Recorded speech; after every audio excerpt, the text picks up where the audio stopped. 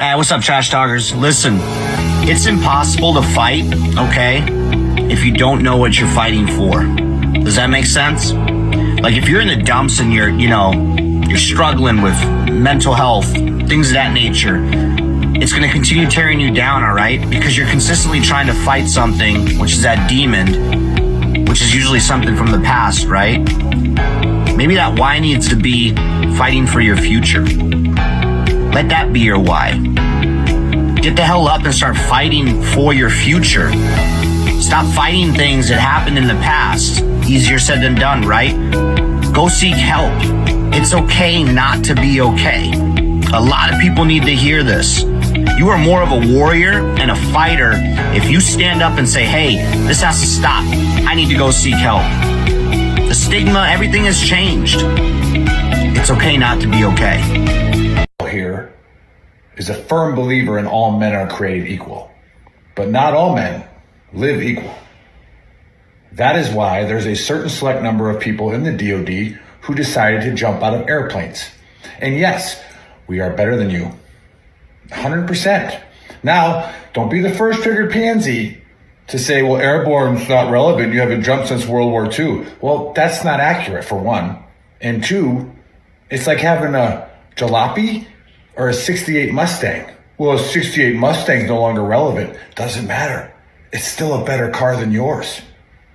So take it easy this National Airborne Day and just accept that we are better than you. So, two things for today's Honesty Cap. First thing, how do all my boys from the 101st feel knowing that the Army decided that instead of actually making you airborne, they would just create a whole new division that's airborne because you just aren't cutting it? It sucks.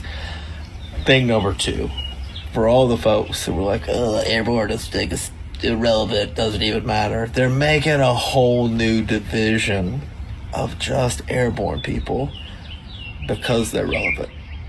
Think about that. How's that feel? Does it hurt a little bit? I hope it hurts a little bit.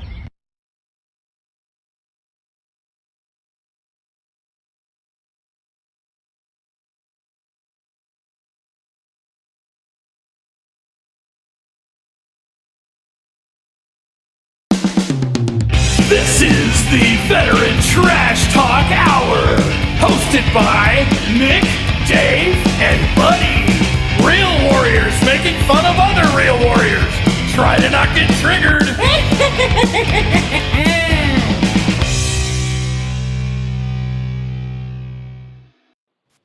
Wait, what is up, everybody? I already got to say something. I already got something I got to say. First of all, Chris did a great job on that new intro. Redeemed himself from yesterday. Maybe. I will say that Dave is full of shit. I've been in several fights. I had no fucking reason why. I didn't know why I was fighting. Other people were just swinging, so I was like, "Fuck it, I guess we're fighting." I had no. Or shooting at us. Like, who's doing that? What are you doing? You shoot at me for? I'm gonna shoot back. Fighting. I didn't know who I was fighting. I was hitting people on my own team. Just we're fucking punching. Yeah. So, you can fight with no reason to fight. Like an old Western brawl. Just keep swinging. Yeah. It's okay. It's okay not to be okay, buddy. It doesn't take away from your message. Stalkers, what is up? Welcome to episode 136 of the Trash Talk Hour. Special guest today is Sgt Wardog from Dysfunctional Veterans. And as usual, I'm here with Buddy and Nick. Happy Saturday, everyone.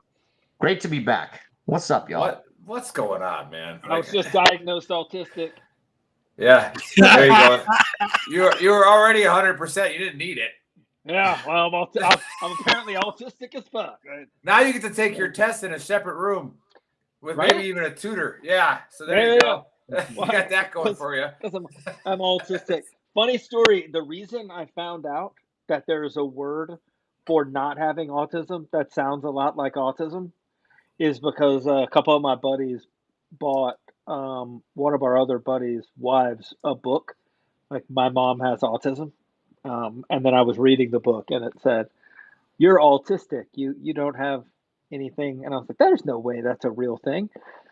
That's a fucked up. That's joke crazy. There. Like the scientist had to, like the guy that made up the word for not having autism. Like, hey, we're gonna change it by like a little, not even a whole ass like letter. It's just gonna be. It's gonna So sound it's a almost legit word right exactly. now. Like you Google that word, it's legit. Like it's Oh yeah, yeah. it's like and yeah, and it's autistic. it's You can be language. like, yeah. I mean, do you have autistic? I am autistic. Yes, I am. Weird. So fucking weird. Blew my mind. I haven't been able to think of much else. Weird. That's That's speaking crazy. of that, The we world have just that we have that post on our page, where it's like you either join the Marines or you're at the autism center, and it's like, hey, well done, Marines. that was one of my favorite posts I put it in a long time. Dude, the people getting triggered on that thread, like I was a Marine and I have autism, and it's like, so then the meme's accurate. One of these times, dude, when I schedule a post, I know, like, this one's going to do all right. This one's going to blow up, and it's going to cause so much shit, and then Nick's going to jump on there, and he's going to be entertained for, like, the next 2 hours. So I'm not just posting for the community. I'm also posting for Nick's entertainment, because he enjoys the shit out of that. But that post was fucking hilarious, man. Yeah. So those of you watching that follow our page, obviously you most likely do. But when usually if a smart ass comment comes under the Veteran Trash Talk logo, that's me. All right, that's this guy. All right, so I simply am just. I'm the one that keeps the peace. I'm the guy who's like, hey, you need any help, bro? I got you covered, man. Like, don't get. I'm literally just trying to get you to type more. Okay, like I'm gonna bring up George from Veteran Radio Syndicate. He texted me, he's like, hey, we reached 4 million last month. I go, no, the fuck you didn't, right? Like I know, right? And so he then sends me a screenshot of all of his shit, all of the insights. I was like, George, I believe you, man. I just wanted you to work harder. It's not that serious. But before we get into seriousness, yeah, can we take Alabama out of the top 15? Can we not even like start threatening them being in the top 10? Because way to hold off Arkansas, brother. Way to go. All right, 24-21. Like, way to go. Hey, hold up, my partner. Is that baseball? Is that baseball? When you're a team like an Alabama, okay, I'm gonna go ahead and I'll throw this out there. When you're an Alabama level team, everyone plays up to you. So every game is a big game for them. Yep. For them, it's a big game. You're like the fifth best team in the SEC this year. Not true. We're second to Georgia. True. Second to Georgia. Still better than Colorado. Yeah. I mean, Colorado's 4 times better. Colorado's 400% better than they were last year. They were last year. Yeah. And they're making a ton more money. Yes. I'm not gonna lie. Yeah, I can't take away from what Primetime's doing in Colorado. Yeah. He's crushing. Yeah, I agree with everything you guys just said for sure. Yeah. Blew a 29-0 lead yesterday. It's hard not to blow a 29-point lead when you have more yardage and penalties than you do in almost any other category. Yeah, definitely can't have any old school refs with Primetime playing his players. Nope. Yeah. Every 5 seconds is unsportsmanlike conduct. It's like that's just the way they play. Yeah. It's just football, guys. It's like the old fella in you in Miami. Like Jimmy Johnson was like, I don't care if he gets 15-yard penalties, just keep scoring touchdowns. Yeah. Right, and it's like every touchdown, they're like helmets off, talking shit to the crowd. It's like doesn't matter. We're going to score 10 touchdowns today. Fuck those penalties. But all right, I think we're good, Dave. Yeah. We were talking about baseball just now, right? I'm just kidding. Obviously, I know. College football. That was college football, right? College football, maybe? No? Yeah, NFL? Yeah, college. Oh, no. I don't watch that stuff. All I know is the football. The football. Football. Oh, no, Lionel Messi finally won a title. Buddy, you're probably more European than me right now, so I don't even want to hear it. What are you talking about? Yeah, not until he gets married. I'm American. Technically, most of us are all European, but I was asked accidentally if I would change my citizenship to like French, and I was like, "You're fucking high." It would give you a reason. You'll definitely never fly again. Then you're already on the watch list. I'm already on I'm on a watch list. Secondly, I got like a beard that's kind of unmanageable right now. Yeah. Thirdly, like there's something fucking change your fucking nationality to French. Like I don't even have any white flags. How would I be able to be French? Yeah, I have to make them. I've already shot all my rifles, and that makes me not French. So, and I try not to drop them and throw my hands up and cry. So no, I think I'm good. Oui, monsieur. Oui, monsieur. Anywho, yeah. So, I guess we can. Chris is going to play this video in a sec, but I figure we tie in a little bit of conspiracy and talk about like the current situation with Israel and Palestine and all that. There's a lot of stuff going on over there, obviously, and I'd love to get everybody's input on what's going on. But there's a lot of like Bible prophecies that come with this, apparently, that it's the second coming of Christ, and like there's the rapture, and like all kinds of stuff is going to happen. Nostradamus actually talks about this occurring as well. So like, are we in like end of times, end of world type shit? So we're gonna play this video and then we're just gonna have a discussion about it and take it from there. So go ahead, Chris. Did you know the current war involving Israel is connected to end times Bible prophecy? I'm about to share something you may have never heard before, so be sure to watch until the very end. There are numerous prophecies in the Bible that must come to pass just before Jesus' return, and many of them relate directly to the nation of Israel. Daniel chapter 9 foretells that in the last days, the Antichrist will sign a peace treaty or a covenant with the nation of Israel. This peace treaty will set in motion the beginning of a period known as the Great Tribulation, which occurs right before the second coming of Christ. According to prophecy, just 3 years after brokering the peace deal, the Antichrist's true evil nature will be revealed as he moves to destroy the earth. It's Elon. But here's the craziest part. For nearly 2,000 years, this prophecy could not have come to pass because Israel did not exist as a nation to sign such a treaty.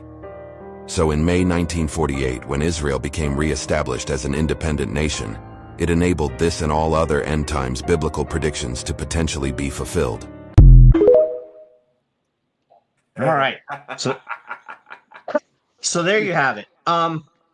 I guess I don't know. My take, I'm not as familiar with like all the scriptures and stuff. I talked to my wife about it yesterday because she does have a biblical theology degree. So like she gave me some insights, and obviously there is a lot of stuff in the Bible about this occurring, but I think you can twist and shape things the way you want it. Like Nostradamus actually talks about this as well, and he talks about stuff going on in Russia and Ukraine, and then they talk about Iran backing this attack, which that's the one that really gets me because we just float like $6 billion to Iran. Like, is that not like really? I got something on that. Well, let buddy. yeah. First, You guys can talk about that, but that they actually funded the attack. So, I don't know, man. I'm kind of like torn. Like I'm agnostic. I do believe in a higher power. I just don't know what it is. So like I can't save it. I'll read the Bible and like believe everything in it. Like I do like the Book of Buddha. I'm really into that. So I'm like, I don't know. It's crazy times. Is it the end of the world? Who knows?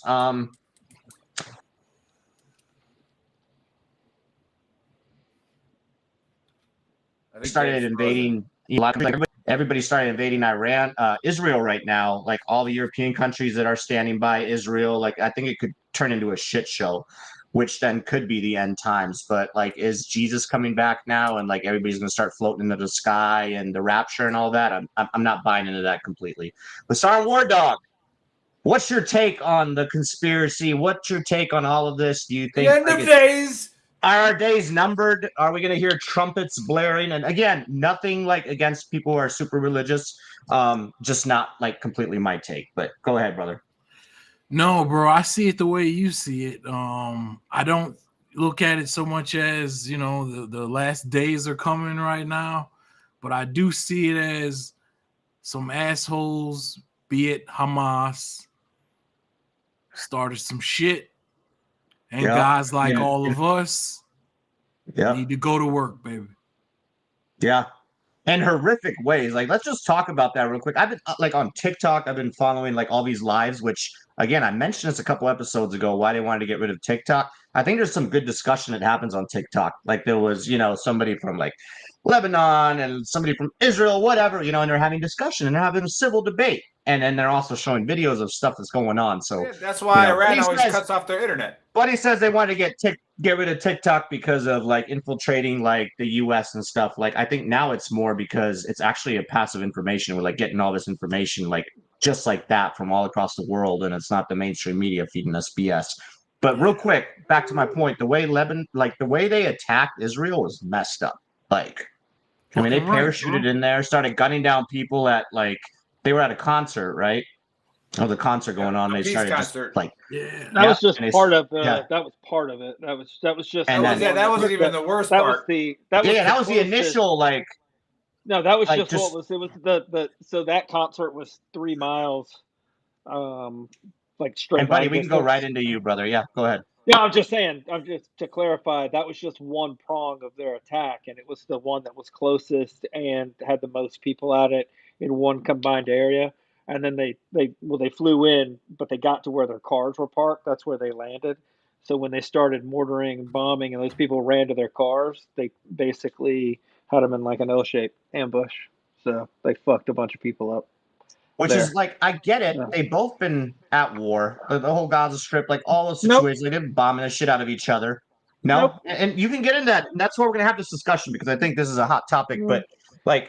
But I think an attack on civilians like that occurred is just freaking like those are monsters for doing what they did. And then we have the whole beheadings that have occurred, like that older lady that was like lit on fire in her wheelchair and stuff. Like Jesus, man, like war is war, right? Like we've all been there and done that, but when like innocent civilians are just that's not war, that's monstrous. That's like some ISIS stuff again. Like that's just straight up like war has a code of honor at some point. Yeah, like agree. It has there's a mutual respect between combatants generally.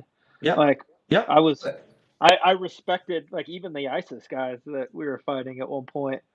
At least they were standing up and fighting and for what they believed in. We're going to fight for what we believe in. You got to respect that 100%. Well, there's certain tribes in Afghanistan that were very, very proud. We just believe more accurately. Yeah. Hey, when these cocksuckers get cutthroat and they violate the Geneva Conventions, then that means it's time for motherfuckers like us to get on their level, like we always do, and get cutthroat, which they think we can, they think we won't, they think whatever the hell they think, bro. But I think they've got more things to worry about at this point because they have pissed off Israel. And if you don't think that if Mossad isn't able to be just as fucking bad, exactly. I hate it, partner. I respect Mossad. Israel's still the only country that says they will nuke you first. There are Israelis alive in Israel today that still have tattoos on their arm. They're not doing that again. They're not playing that game. They're not doing the whole. We'll just stand by. Why? And people have this discussion like free Palestine and all this other bullshit. They were literally people that were part of like the Holocaust, like you said, with tattoos. Like still there. Jesus Christ! Yes. And the people that are the younger people that are there are not far enough removed from the Holocaust that they don't like their grandparents. Like my grandpa fought in World War II, which means their grandparents were in concentration camps or kids in concentration camps and watched their parents get slaughtered. Yeah, some of them, their grandparents were kids. Their parents were in concentration camps. They're not playing that game ever again. And I saw real quick, and you can't ask them to. Like because the same people that would have a problem with what Israel's doing are the same people that like read books, that came out and talking about the Jews in Germany and in Austria back in like 1936, and they're like, why didn't they just fight back? Why didn't they just do this? Why didn't they leave and go someplace where they'd be safe? That is where they're supposed to be safe.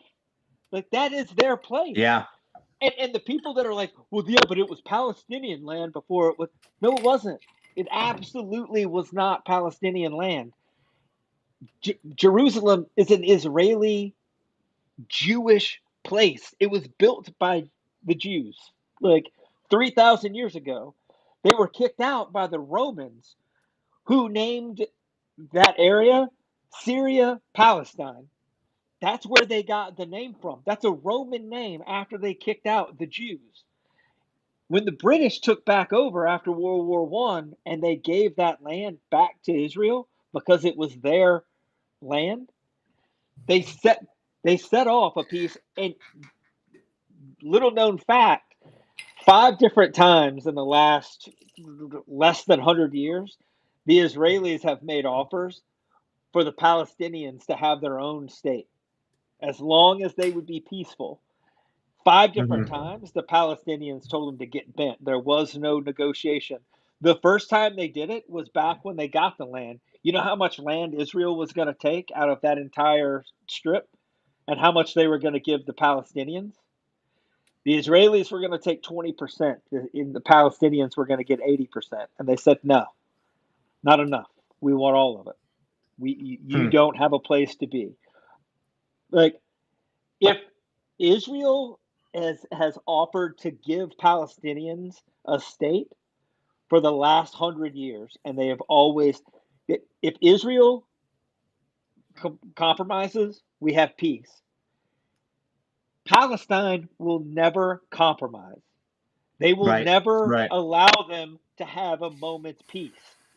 And we don't understand that because as Americans, we don't really see. They see the Israelis, even in Jordan. I remember being in Jordan talking to Jordanians about they were doing something with Israelis, like a joint mission. But we were talking to the Jordanians about the Israelis, and they were like, "Oh, they're devils. They're born devils." Like, Americans don't understand. Like, we think there's racism. We look for racism. That's a very good. I know where you're going at with this. Literally deal with it on a daily basis on both sides. But they literally think that the people that are born, that are Israeli or Palestinian or Arab, are horrible people. That they're born that way. There's nothing they can do about it. That they're just evil. There's no amount of give that's going to make that go away. Yeah, and real quick, buddy, like the attack, I saw some comparisons, like for people to understand, like the sheer size of Israel compared to like the U.S. They're saying the attack was like just as bad as like our 9/11 or our like Pearl Harbor, worse because the sheer amount of people that died and the way the attack was like strategized and planned out, like it's crazy. But buddy, you were talking anyway, like just I guess you can go into. Do you think this is like the end times, just to go back to the conspiracy, like Bible prophecies, like the trumpets are going to start freaking sounding here pretty soon, and we're like, no, I don't. I Okay. don't. And here's why I don't. Because if you look historically, every 100 years or so, we get into the earth, like we just get into a big war. We can't handle each other for more than 100 years before we're horrible, man. We need to kill everybody. So horrible. That's why aliens haven't come here yet. I'm just saying. That's why they don't show themselves. These fucking savages. Throughout history, we've done wars, and if you look, you can. That's the thing about Bible prophecies, Nostradamus' prophecies. They're very vague. They're because you can't be wrong. You can't be wrong. They're like a horoscope, right? Yeah. Like if you're a Cancer, in the next year you're gonna have luck. You're gonna have financial greatness. Freedom. Like, yeah. I found $100 in my wallet. Yay! Like the horoscope was right. But you can make that argument. There are several times in history where you could make the argument that the end of times is coming. Here's the thing. What are you going to fucking do about it? If it is, yeah, of course. Absolutely. If it is the end of times, what are you going to fucking do about it? Yeah. Nothing. Yeah. You're not going to do it. It's there. It's already been, if it's already faded, like it's going to happen, then you might as well just live your best life, treat people the way you want to be treated. 100%. And then keep it fucking moving. And if it's the end of times and a big light comes up and this dude is like, hey, you want to go through the gate? Then maybe you'll be good. You know what I mean? But at the end of the day, like there's nothing you can do to change it. Yeah. All you can do is stand up for what you believe in and then keep it moving. So is it the end of the world as we know it? I kind of hope so. To be honest, I think that most veterans are in the same. We're like, fucking finally, it's going to be who's got the most guns that rules again. Like, we're going to stop listening to people that don't know whether they're supposed to wear pants. And that goes to what Wardog was saying, too. It's like, fucking... Yeah. All veterans are like fucking like I was like, where can I get some nods? I need to get some nods. And I heard they're in a trunk at Fort Bragg somewhere. Yeah. There's millions of veterans just in the U.S. I saw a number, and it's just like guys that are just like ready to, like, not the crazy cycle ones that have been ready for the last 10 years and probably were like a supply sergeant, but there's like millions out there, fighters, man, that are just ready to rock and roll. Like, let's Wardog, go, fuck around and find out type shit. Yeah. Have you guys heard the where they're like, Palestinians? They've got like a bunch of sleeper cells in the U.S.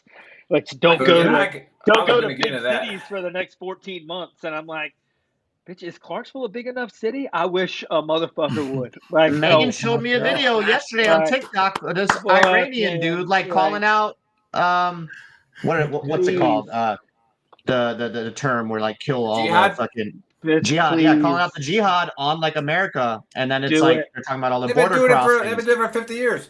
But then of course there's a follow-up video with the border crossings and stuff. But anyway, Nick, what's your take on this? I'll get into the video. We gotta get a circle back, as Saki would say. We'll circle back. All right, we're gonna go back to dumpster fire. Yeah, we're gonna circle back to the video. Here's something. The end of times could not have started until 1948 because Israel began a country. Yeah, motherfucker, that's what St. Peter was thinking about when he wrote Revelation. He's like, this cannot happen until the UN makes Israel a country. All right, where was that prediction there? It's like, it's not going to end until until Israel's a nation. They've been a nation before, okay? Like they were once the most dominant nation on the planet, right? Like they were one of the most feared armies in the planet. And I talk about that when biblical historians actually get away from like trying to sell people actually just to history. The reason why the Hebrews were slaves in Egypt, one of the main things was they were a conscript army, right? And Egypt had hired them to protect their northern border. And they were just sitting up there, and they were like, dude, these dudes are badass. Like, we need to do something with them, or like whatever. So they just enslaved them, right? Like, it's like, so those guys, they knew how to fight, right? They have been fighting for, since the beginning of times. But no, I don't think I'm with Buddy on that. I don't think it's the end of times. It's just another scare tactic, like all those things. And I was going to talk about that. Hamas and Hezbollah have been in Juarez, right next door to me, for some time now. Like, we have the intel that knows that, says that. All right. And what do you mean, like sleeper cells? No, they're there. They're awake. Right, and we capture them. Right, and that's what was beautiful about the only great thing about COVID was we had federal. Good knowing you, Nick. We love you, bro. We cleaned that shit up. Well, they're not gonna come. I know. Well, they might cross here, but they're not gonna do it here because the cartels will chop all their fucking heads off. So it's like that's not gonna happen. Well, the funny thing is, the people that have the most to worry about, Hezbollah and Hamas, are the people that are in the big cities talking about fucking free Palestine, and they should be able to cut babies' heads off if they want to. Like, that's the thing that blows my mind also, is that like the people that you see that spew this stupid fucking rhetoric about fucking free Palestine and all that other bullshit are generally the people that if they jumped on a plane and flew to Gaza, have a good trip, I guess, because they're gonna find a building to throw you off of, or that's another conspiracy, Dave. That island they say that nobody's ever been on, and they have that oldest tribe there, and it's like some missionaries, but they're like, oh, we'll be nice to them. Yeah, you're dead, right? Like, it's like the cannibals and stuff like that. Like, oh, maybe the power of Christ will compel these savages. Yeah. Oh, sorry. They're gonna I can do that one. I can do that. I saw a whole episode on Joe Rogan. Yeah. So, I don't think it's the end of times. Again, this is what. Do you think World War III? No, here's what. No. And there's a two-part thing here. Let me finish it. There's a two-part thing here. Like Buddy was saying, like every 100 years we get sick of each other. Well, that was what the great thing about America is, and why this first time we actually try to, like, the type of government that we had, and then the globalization, right, to where we have a free market around the world, except for a few countries, right? That's really going to put a damper on a world war because there's no freaking money in it. A lot like Buddy was saying, we can't stand each other in the past because resources run out, All right, borders get drawn differently, right? And now we have to fight a war about it. Now, the money's flowing everywhere. That's one. Now I've already lost my freaking train of thought on the second part. Whatever. It's kind of going to go into my book of Earl as well. I would argue the only thing that I would argue about that is I remember the money is flowing, but at some point the global elites have basically said there are too many folks. Right. They need less folks. What folks do they want to get rid of? Well, we kill third world countries. Third world countries and the people who will serve in the military. So now I thought about the too other many part of them is a bad idea too. So remember during the Obama administration when all of a sudden we had $500 million to give to Iran, and everybody's like, "Where the fuck did that come from?" Oh, that was just in a coffer somewhere, and we owed it to them. Well, guess what we're doing right now? That $6 billion that's sitting in a Qatari bank, right? How many Americans are going to remember that in 3 weeks? Probably like 7. None of them. Most of them don't know it happened. Most of them don't even know. That's why I popped that question earlier. Like, where did that money go? That money has not went to Iran yet. Okay, but it's going to sit in that bank for 10 years, and then the next freaking establishment president that takes over, all of a sudden is going to just give them this money. Right? It was in a hostage exchange before. It's like, hey, where did that $6 billion even come from? Oh, it's been there for 10 years. Nobody cared. Like. Well, here's the question: how much does $6 billion make in a bank? On interest? I guess depends on what bank you're at, right? Yeah, exactly. Yeah. That or it's maybe no shit though, buddy. Yeah, you're absolutely right. Like exactly. And then it's buying security somewhere else. But yeah, let's jump right into it, huh? Now this is, like I said, the favorite part of the show when everybody gets to listen to me talk again. All right. And again, Dave, it's why I started a podcast so I could talk. I love you, Nick. Much You're my brother, as I man. wanted. But my book of Earls, again, it stems from this. Try your heart. I think it comes from speaking of Nostradamus in the Bible, it comes from chapter 7, verse 5. Quadrants. Right? Nostradamus does it in quadrants. Yeah. Oh, so try not to be ignorant. Okay? Like, just try not to. We all are ignorant at some times. And I'll catch myself as I get older where I'm talking about something that I got no fucking idea about. Right. And like I might be trolling you, but you're very convincing though. But let's say I'm not trolling. Let's say I'm just like, let's say I'm trying to be serious, right? And I'm talking, I'm like, wait a minute, I really don't know what the fuck. And then you start listening to like the two people who know what they're talking about, and it's like, okay, I'll just shut up. Right. So like try your best not to be ignorant. Now, I'm going to go on a whim here, and I'm going to say that and I'm not telling you who to vote for, but if you go by the last election, I'm going to say there's this guy on this side and this guy on this side, right? I'm going to say that nobody who voted for this guy says free Palestine or support Palestine. And I'm sure there's a few people who voted on this side that are definitely saying, oh, free Palestine. Oh, it just needs diplomacy. Oh, we just need to talk about it. Oh, we just need to do treaties. Okay? You're being ignorant. All right? And Buddy laid some truth on you. Wardog laid some truth on you. Now, just try. And this is what I was talking about pre-show, Dave, is they need to show what Hamas is doing. Yeah. All right? They need to show it. I'm like, right now we're teaching kids that it's okay to be transgender in certain states. Right? Like, the fuck are you doing? It's not okay to be transgender. All right? It's not okay as a child to not know what sex you are. It's not okay. All right? It's also... Let me help you out. Once you're old and you want to do that shit, go fucking do whatever the fuck you want, whatever. Right? Yeah. But it's not okay to mutilate a child. All right? Well, guess what Hamas is doing? They're mutilating people, children, burning them on fire. Put that shit live on TV. The stuff that we have on TV now, what are we worried about? All right? This is not 1950, right? Where when a woman cussed, she'd get arrested for being like lewd in public, right? Like put it on TV. Show them setting that grandma. Show them setting that grandma on fire in the wheelchair. Hashtag wake up call. Yeah. Show it. And then you know what? We called out certain organizations a few years ago that said that they were terrorist organizations. Right? Those organizations are right now supporting Hamas. Right? Yeah. They live in America. They're putting it on their Facebook pages. Okay. Oh, yeah. I'll let you do the research on that. Yeah. Okay. But try your hardest not to be ignorant. If you're going to say free Palestine, and if you're saying it because you're, you eat the shrooms and you want everybody to be loved, right? That's fine. I support you on that. Okay. But understand what we're talking about. And again, yes, there's probably a lot of people that live in Gaza that are peaceful, like law-abiding Muslims that, percent. Right? 100%. But again, we've talked about this 1,000 times, that if you can't read and you don't have access to internet, which is why Iran always cuts the internet off, you don't know what's going on. All right? You have no clue.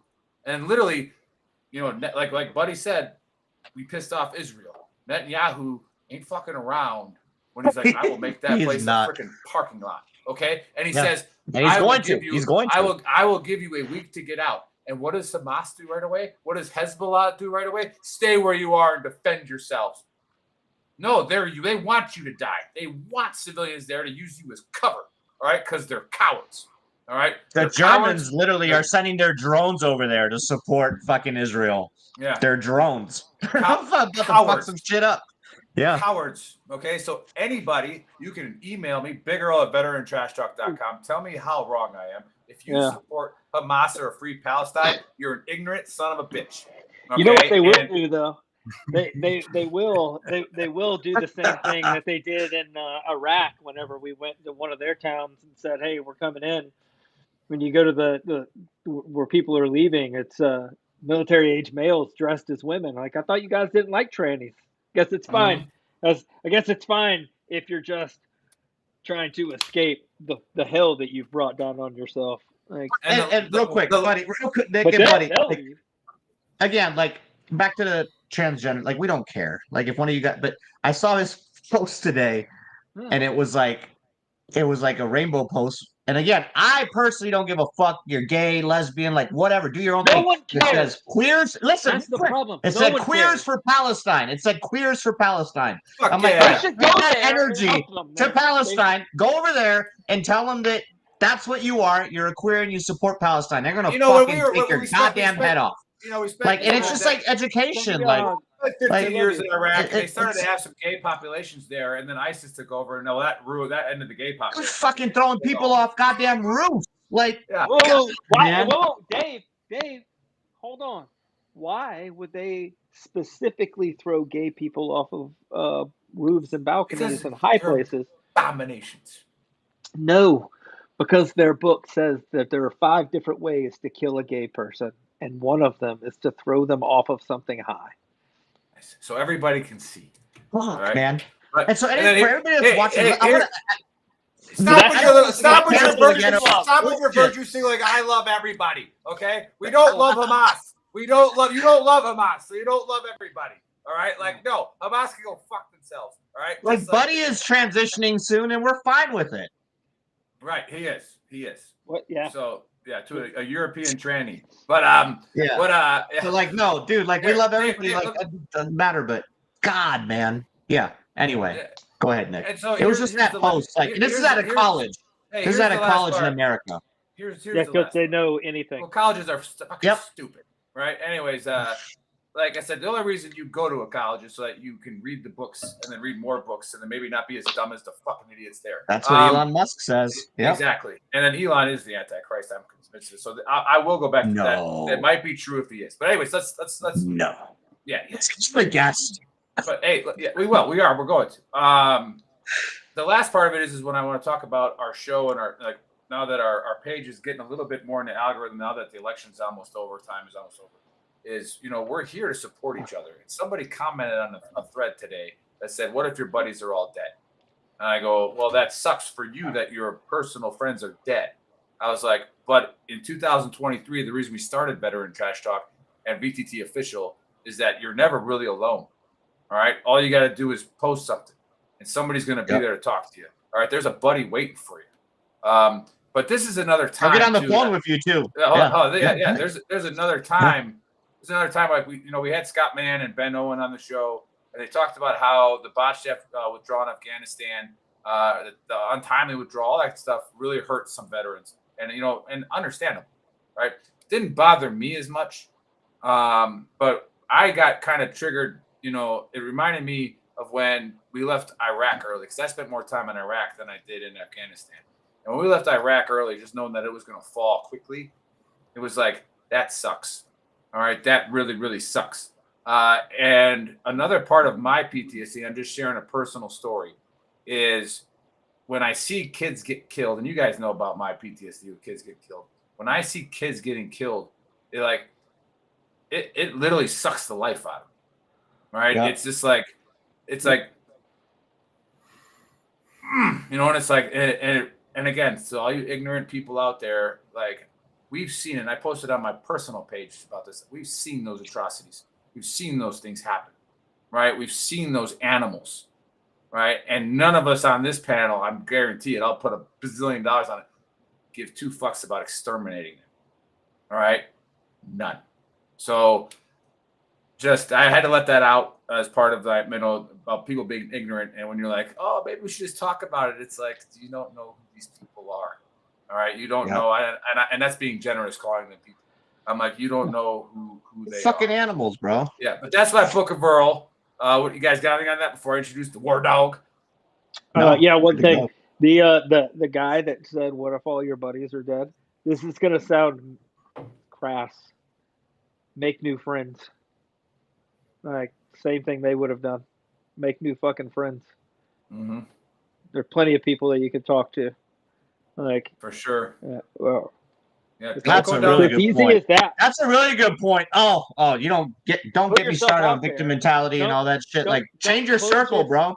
Yeah, don't close yourself off to the ability to make new friends because you lost friends in war, or you lost friends that killed themselves after, because of the war, because you're not doing yourself any favor. Like none. Just make new friends.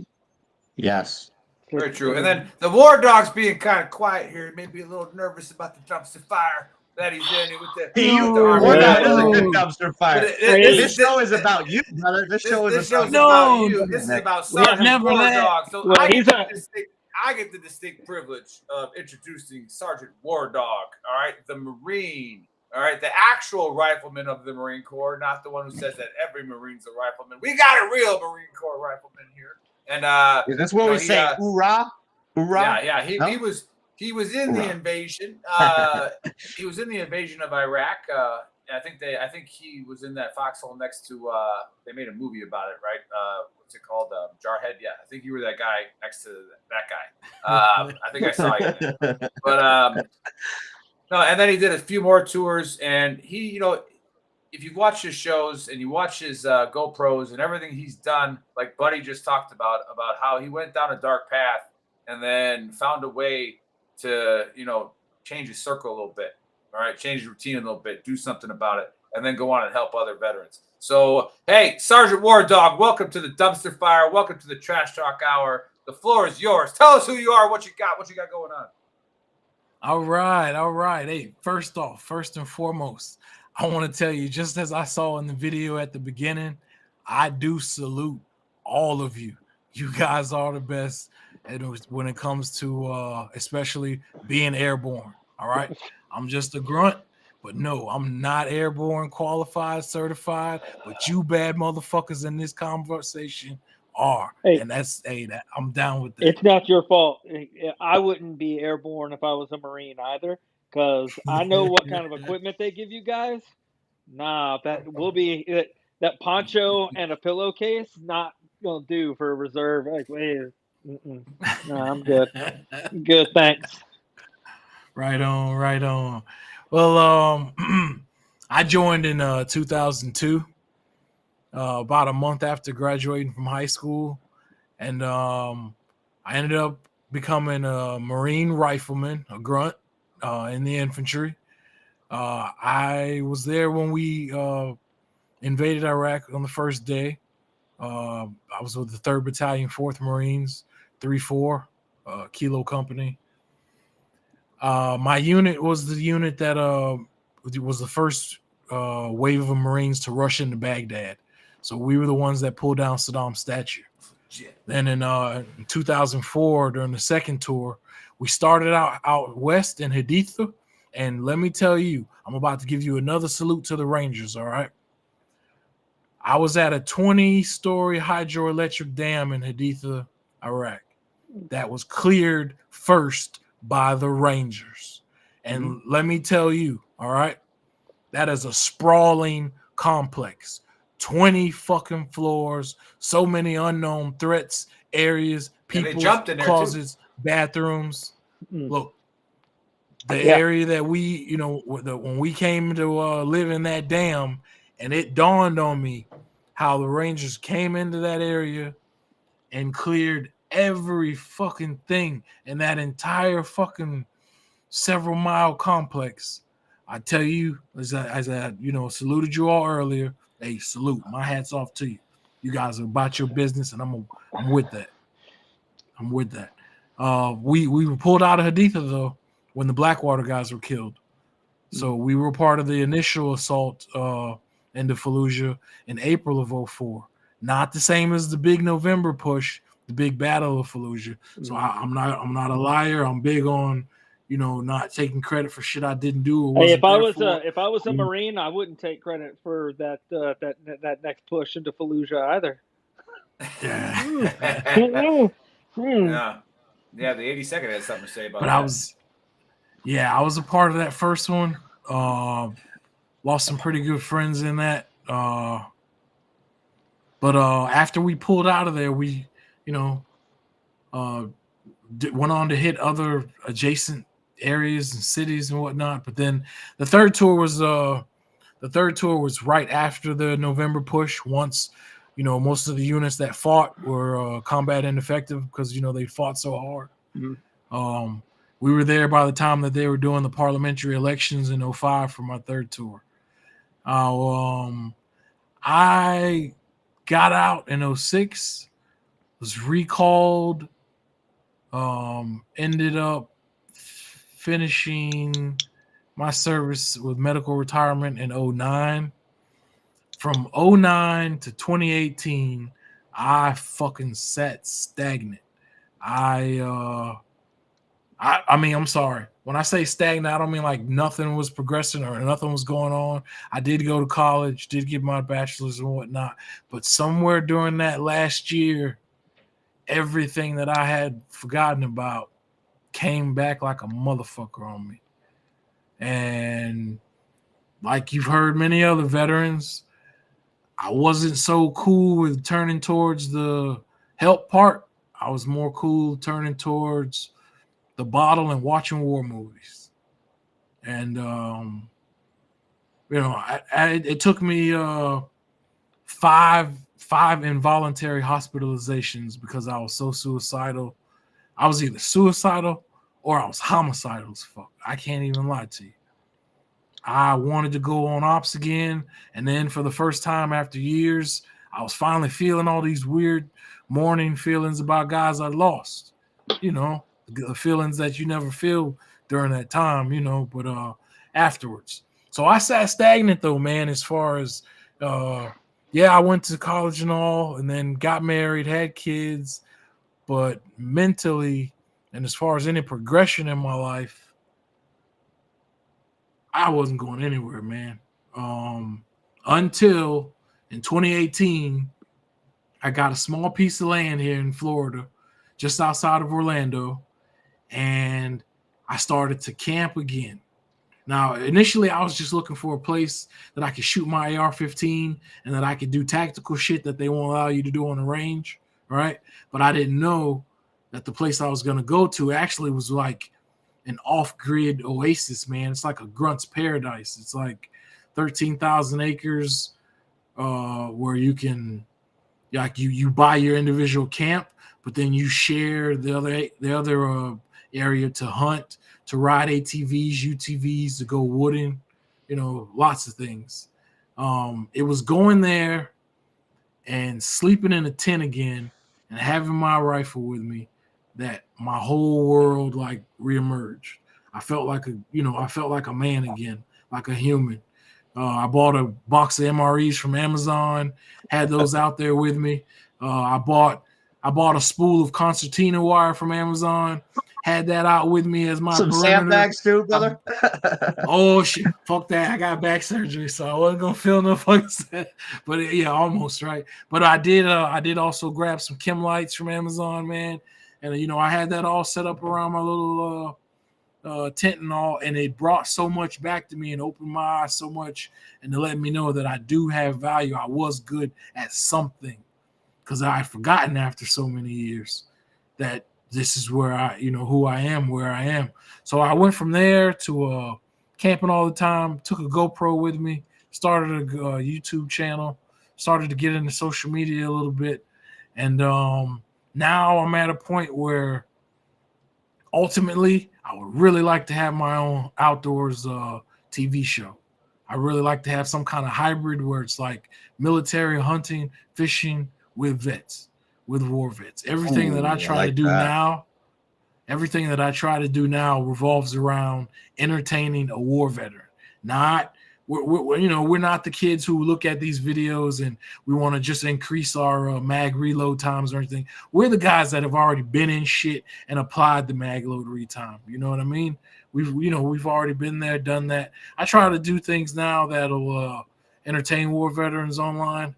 And then with my land I have down in Florida, I'm now starting to try to build what I call Camp Doghouse. It's going to be a nonprofit. I'm looking to get 10 RVs or more, and I'd like to put 2 homeless war veterans in each, so that I can right off the bat try to use that land, because I live in the suburbs. I only go out to the land, when I need to or whatnot, or I have those urges to hunt wild hogs and shit. But that's pretty much me in a nutshell, man. Is I hit rock bottom. I served. I felt I was as great as I could be as a sergeant, as an NCO in the Marine Infantry. I thought that was like as gung-ho as I could get, and doing 3 tours, and but I did hit rock bottom afterwards, even while going to college. And it wasn't about substance abuse or anything. It was just being flooded with memories and things that I put out of my mind. Yeah. Hey, Wardog. And yeah, bro. Yeah. So, I'm sure we got some people that can probably help with that. Because I like your angle here. It's not just because we have a lot of nonprofits on the show that we promote, and a lot of them, and we have good friends that do the Warriors for the Outdoors, a lot of other hunting expeditions, fishing expeditions that these guys do. But you're talking about something different where we actually make a TV show about it, right? And I think that would be super cool to do that. But so like, don't quit on that idea. And like I said, we got people that could probably help, get you going, with maybe even like the resources and how to get the 501c perfectly done. And like, so like, I wish, bro. Yeah. No, we can coordinate as long as you. We're gonna connect you guys. We can connect you guys. Oh, right. please! Yeah. I'm begging you. No, I'm begging you. Send any help. You don't even have to beg us. We'll just get you connected. That's all right. That's why we started. That's why we started this platform, so we know people that are around everywhere. But what I wanted to get back to is when you said that you were involuntarily hospitalized 4 times. 5 times. 5. What were those times all? Did you like lose your shit in public? Did somebody call the cops on you? Was it a battle buddy looking out for you? Mixture of both? If you don't mind, because it'll help the people watch. Mixture. If you don't mind, mixture. Can you maybe talk about a couple of stories where a battle buddy, even though they might have been, here's something. I'll just say it. A lot of battle buddies won't be an interventionist because they're afraid that they're gonna piss their buddy off. Where it's like, no, I'm going to get in here and stop you right now. I don't care if you defriend me. I'm sending you to the hospital. Right. So, and there's somebody watching right now, like Nick just said, you might be helping somebody or saving somebody's life right now. Just talking about that. Yeah. If you don't mind, if you don't want to do this, no big deal. But if you don't mind, tell us about those times where you did get hospitalized. Oh yeah, no problem, man. It's been, a growing process. So I'm now at a point where I'm comfortable enough to talk about it, because I'll admit, for years I lived thinking I was the only veteran on the planet that this was going on with. I was the only one on the planet who, for whatever reason, wasn't as hard as I was when I was on the battlefield. But the very first one, let's see. Oh, I'm sorry. Let me answer your question. They're a mixture. All right. 2 times I finally did gather enough personal intel to call the Veterans Crisis Line on my own. And this is before, this was like over 10 years ago. So Cheers to that. Cheers to that. This was before 988 existed. This is before, a lot of the modern day help and reach out methods that were there. Mm-hmm. Twice I called the Veterans Crisis Line and needed to be hospitalized because of that. Let's see.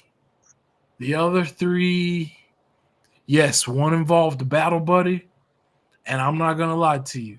Initially, I was upset, but like right after it happened, it all changed, and I was grateful that he did call. That because he once wisdom kicks you in the ass and you see hindsight 2020, I did need it. I did need it. Yeah. He noticed that I was off, that I was out of whack. And then I was in public for 2 of them. Now, one of them, I was downtown Orlando and fucking skyscrapers, bro. The skyscrapers and snipers, and I was losing my shit thinking about all the places that a sniper could be in a fucking major downtown city aiming, and I have no cover and no weapon. Fucking, killed me. Another one, I was in a parking garage. I was on the top level of the parking garage. I had not been, top side of a building like that since the war, so to be there. And then I happen to be at the college campus. So obviously, there are other tall buildings on college campuses. I look across, there are construction workers working on one of the other buildings. Okay, so now we got men at my level, that far apart. We're on rooftops. I'm a rifleman. I don't know. I started like trying to figure out what the hell was going on, to be there, to not have cover, not have a weapon. I don't know. I couldn't explain all of it, but it just put me in a real bad spot. Put me in a very, what happened? That time, bro. No, what I need to tell you about is the Orlando one, bro. Okay, downtown Orlando. I'm not gonna lie to you. I had started getting a little depressed after the war for the first time, so I had a few drinks. When I came out of the bar, I told you earlier, the skyscrapers and windows and potential sniper hides were getting to me, right? Somewhere in there, a police officer saw me. I guess he saw me making, type of combat movements, whatever, that made me look out of place. He tells me to stop. He tells me, to come speak to him. I yell, hoorah, to him. He tells me if I yell that one more time, he's going to have to arrest me. The Army guy. I can understand that. I can get behind it.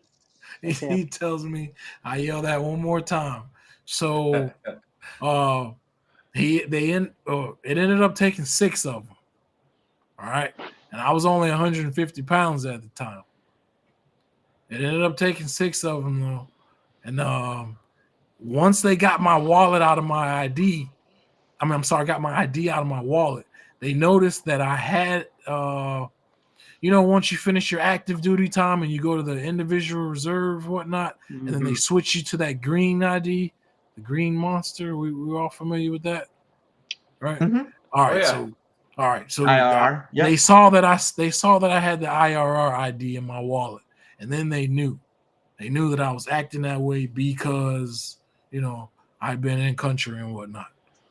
So they straight off, instead of ruining my background and throwing me into jail, giving me a felony for any of the things they could have, they saw that I was having a crisis moment and instead got me medical help, sent me to a psychiatric facility, no blemish on my background as far as, criminal, anything criminal to go in there. And it was all on the side of, hey, this is a veteran in need. This is a veteran that's, dealing with his shit, dealing with his demons. And I have to salute the police for that. Yeah.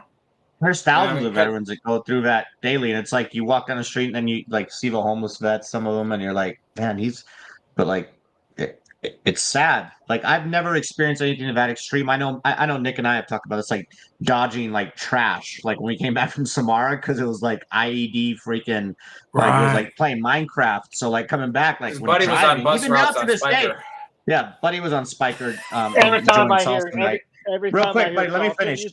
Thanks. Don't interrupt me right now. But like, even now to this day, like that's a big trigger for me. Like I'll be driving down the street, if I see like a big bag on the middle of the street, like I'll it'll give me a little tense, not to the extreme that you just went through, but like it definitely, so I can only imagine like the psychological effect that it has on you when it's that extreme. Like like you're seeing these high rises and stuff, and like, yeah, it's wild. But I can relate on a small level, like. Yeah.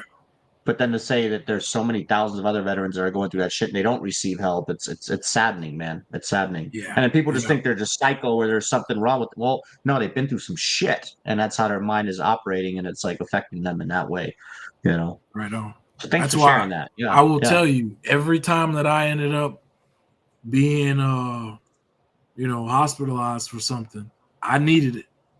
Now, I'm not gonna lie to you. I'm married and I have 2 daughters, so there's 2 big things that was fucking with.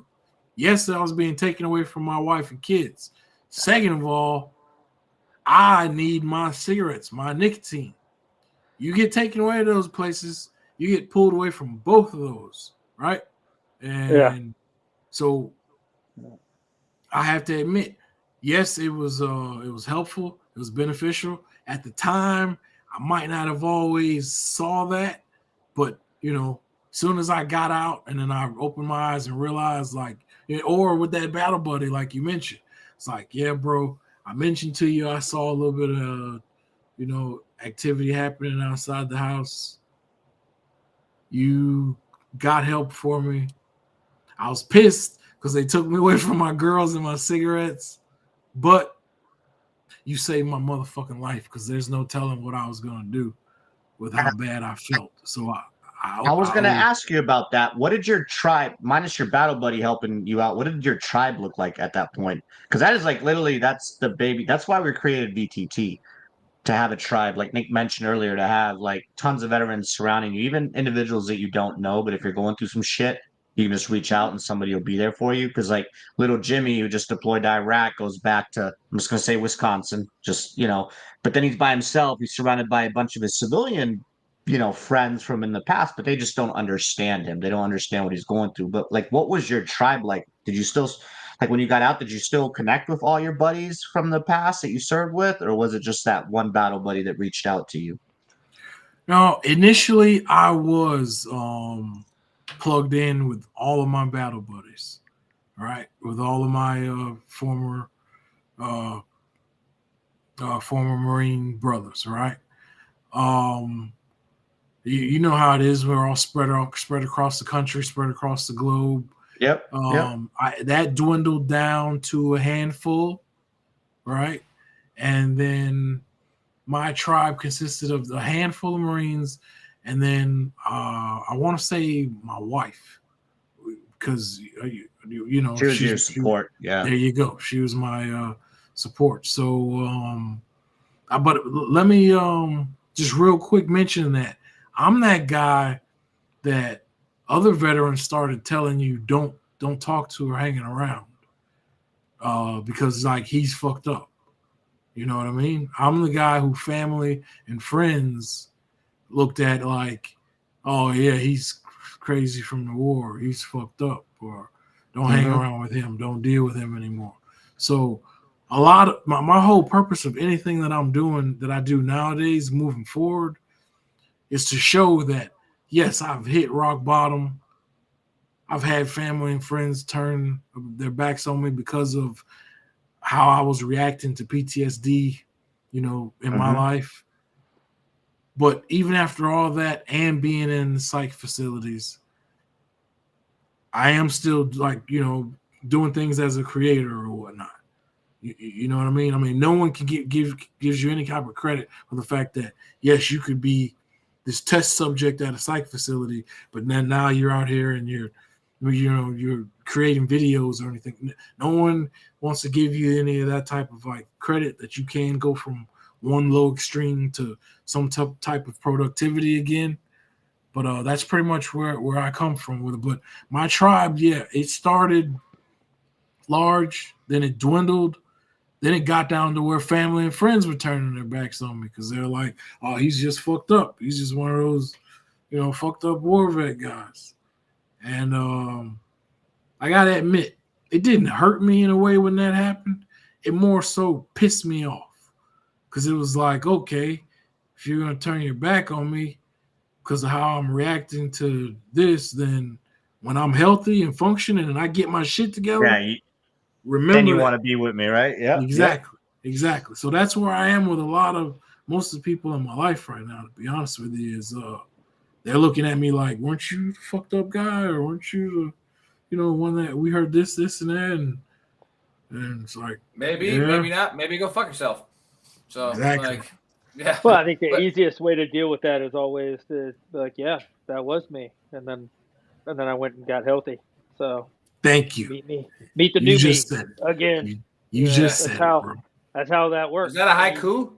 You can't. You can't meet the new me again. You meet the new me. I like that. Yeah, you can't. You can't tell somebody that they can get better. If you want to be absent during struggle, don't be here for success. Like, fuck off. Yeah. Well, it's. I don't know. It's. The other question I was going to ask is, I don't know. I feel like we talked about this on the show not too long ago, but it was like the hypervigilance that we all have after being in the Marines or the Army or whatever. Like I was walking around. Buddy, you were worried about the bus not taking you to a salsa night at Spiker, or Burger King. No, I was like, if I don't catch the blue line and then hit the red line. But like I said, I was walking through. And to joke around real quick, Buddy's like a fucking straight up war fighter. Like he's done some shit. Proud of you, buddy. Thank you for your service. Thank you for your service, buddy.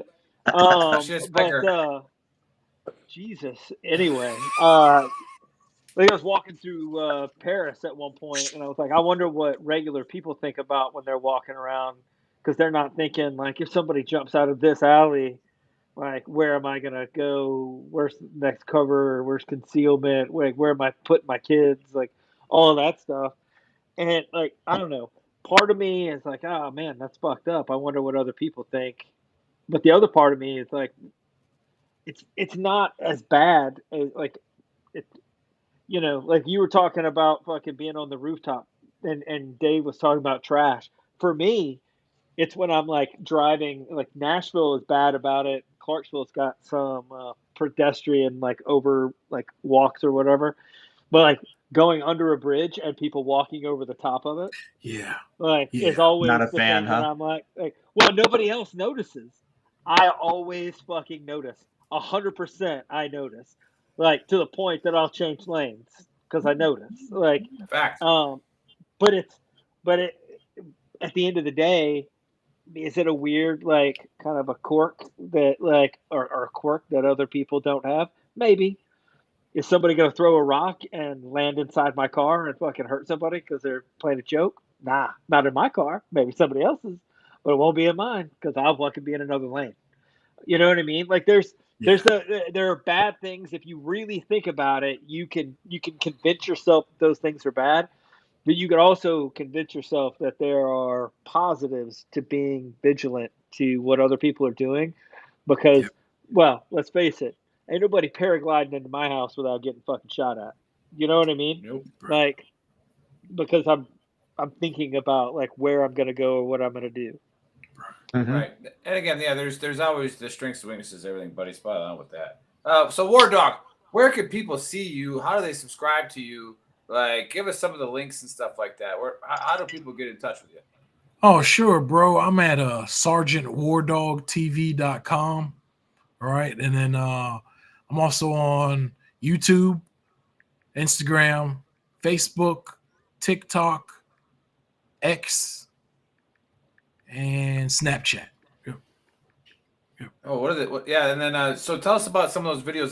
But before we get to the AAR by Buddy, we follow you on TikTok. I gotta look at that. Yeah.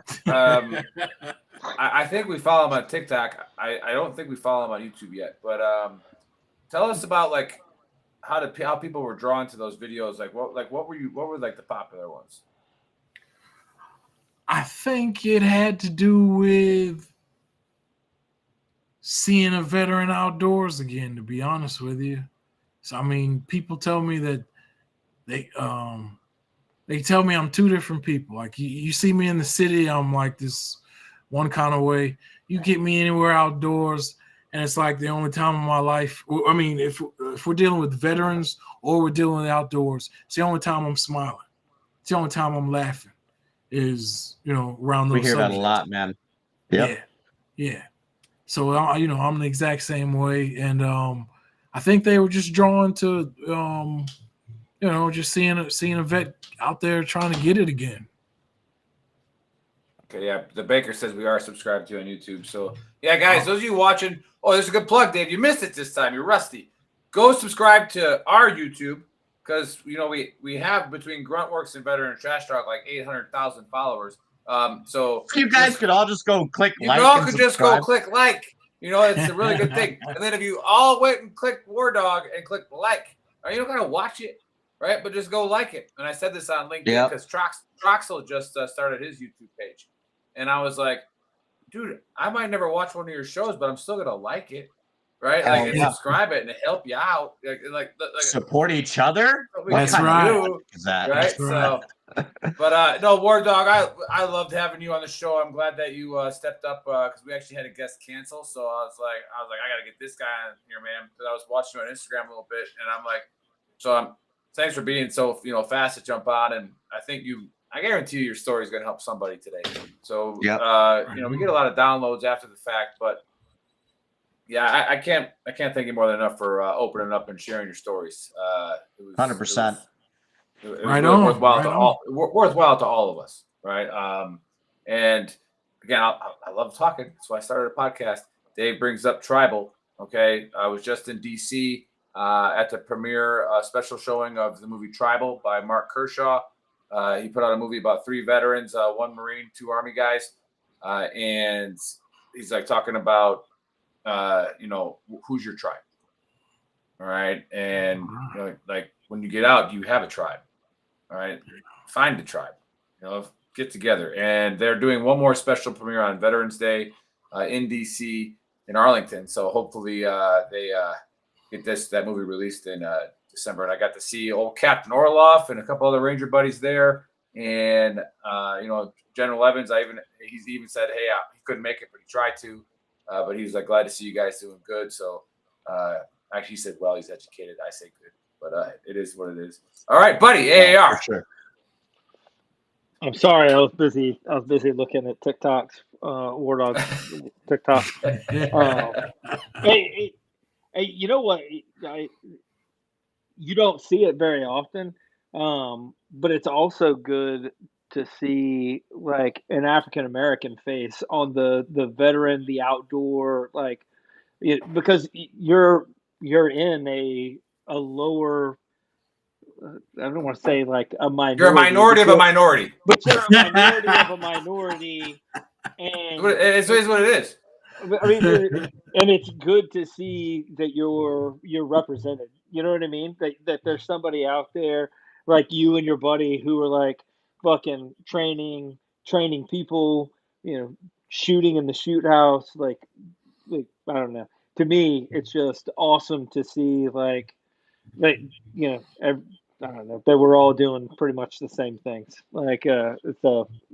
Kudos to you. Kudos to your buddies. Right on, and, bro. And keep doing the same thing because not only are you somebody that people can look up to from a veteran community, but you're also somebody that people in like in the African American community can also look to and be like, hey, look, it's all right to show that you can like go get mental health. If you have a problem, you can get good, you can get better, and you can come back get from gooder. it. You know what I mean? You be gooder. You be well. You know what I mean? So anyway, but AAR of our show. First of all, it's not the end of the world. I think we've tomorrow Trumpets are going off. It might be the end of the world if you continue to cut the heads off of babies. It's going to be the end of the world for you because at some point some people are going to show up who are just slightly less bad than you are, and they're going to detach your head from your shoulders. It's just that's the way it goes. Good. Yeah, like you live by the sword, and you're going to die by a stronger sword with somebody that's trained harder to wield that sword. So you keep fucking around, and you're going to find out. And if you're one of the people who keeps talking about jihad in America and the big cities, there are millions of veterans, millions, and all of them have a war or like a war boner right now, thinking about somebody doing some shit in America and like running around shooting at us. Like you don't want what you're asking for. I can tell you it's going to be a bad day for you. Because right now America is fairly divided in a lot of things. The one way to unite America has always been war. So 100%. You don't want that beast, like because when we decide that we're all going to unite and bring the heat against somebody, it's generally game over, dude. Like we will apparently throw the fucking sun at you. Like we have bombs that we have made just specifically to heat you up. Anywho, and then Wardog, check out his YouTube, check out his TikTok. Like I was just checking out his TikTok. And you've got some pretty cool content, some pretty cool interviews, and there's a lot of outdoor stuff, a lot of training. I do need to know. Hey, you got a stamp for that pistol? Of course, brother. Hey, no, you're calling me out for stamps and shit. I don't have a stamp. You get an inline filter for a fuel filter. I'm just saying, whatever. Anyway, but yeah, that's the show. That was it. Check it Awesome out. show. Hey, brother, appreciate you coming on. Appreciate you sharing your story, getting a little personal, but like Nick mentioned earlier, and we've said it to so many guests, it definitely, we said it differently to you. Yeah, I meant it this time. You helped somebody today, just by listening to this and, realizing that they're not alone in this struggle and a lot of people go through it. So again, really appreciate everything. For anybody who just tuned in, go to veterantrashtalk.com. You can go on Spotify later, Apple Podcasts, YouTube, hit that subscribe button, smash that like button, get us up in the algorithms because like Nick mentioned as well, we have so many followers on Facebook and everything, but I think we're at like close to 2K subscribers on YouTube where I think we can do a lot better. Get us out there, get us pushed through the algorithm so we can help a lot more of our brothers and sisters out. Go to shop.veterantrashtalk.com. Check out some of our merch. I'm wearing the Gruntworks shirt today. Some of you that are still confused, but yes, we own Gruntworks as well. Okay, that's our company. And check out Buddy. You're not wearing a VTT shirt today. Shame on you. Buddy's wearing the hat. It's the holograph one. You can't. Yeah. Limited edition. You definitely need to check out that shirt. Limited edition. You can only see what it says if you subscribe. Or it could be whatever.